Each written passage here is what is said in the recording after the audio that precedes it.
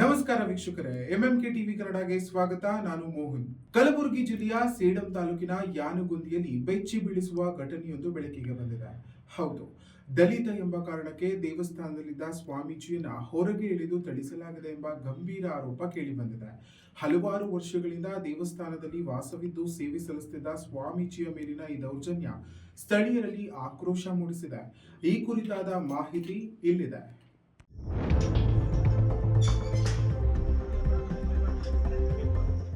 ಕಲಬುರಗಿ ಜಿಲ್ಲೆಯ ಸೇಡಂ ತಾಲೂಕಿನ ಯಾನಗುಂದಿಯ ಮಾತಾ ಮಾಣಿಕೇಶ್ವರಿ ದೇವಸ್ಥಾನದಲ್ಲಿ ಜಾತಿ ಆಧಾರಿತ ಹಲ್ಲೆ ನಡೆದಿದೆ ಎಂಬ ಆರೋಪ ಕೇಳಿಬಂದಿದೆ.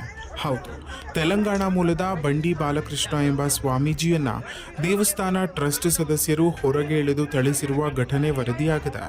ಬಾಲಕೃಷ್ಣ ಅವರು ಕಳೆದ 7ರಿಂದ 8 ವರ್ಷಗಳಿಂದ ದೇವಸ್ಥಾನದಲ್ಲೇ ವಾಸವಿದ್ದು ಸೇವೆಯನ್ನ ಸಲ್ಲಿಸುತ್ತಿದ್ದರು. ಆದರೂ ದಲಿತ ಎಂಬ ಕಾರಣಕ್ಕೆ ಅವರನ್ನ ಅವಮಾನಿಸಿ ದೇವಸ್ಥಾನದಿಂದ ಹೊರತಳ್ಳಲಾಗಿದೆ ಎಂಬ ಆರೋಪ ಕೇಳಿಬಂದಿದೆ. ಇನ್ನು ಟ್ರಸ್ಟ್ ಕಾರ್ಯದರ್ಶಿ ಶಿವಯ್ಯ ಹಾಗೂ ಅವರ ಮಗ ಸುಮನ್ ವಿರುದ್ಧ ಗಂಭೀರ ಆರೋಪಗಳು ಕೇಳಿಬಂದಿದ್ದು, ಈ ಹಿಂದೆ ಕೂಡ ಹಲವಾರು ಬಾರಿ ಹಲ್ಲೆ ಮತ್ತು ಜಾತಿ ನಿಂದನೆ ನಡೆದಿದೆ ಎನ್ನಲಾಗಿದೆ.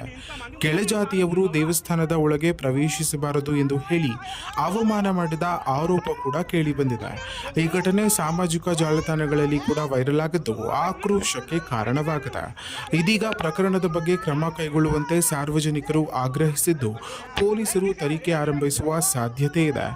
ಇನ್ನಷ್ಟು ಹೆಚ್ಚಿನ ಮಾಹಿತಿಗಾಗಿ ನಮ್ಮ ಎಂಎಂಕೆ ಯೂಟ್ಯೂಬ್ ಚಾನೆಲ್ನ ಸಬ್ಸ್ಕ್ರೈಬ್ ಮಾಡಿಕೊಳ್ಳಿ.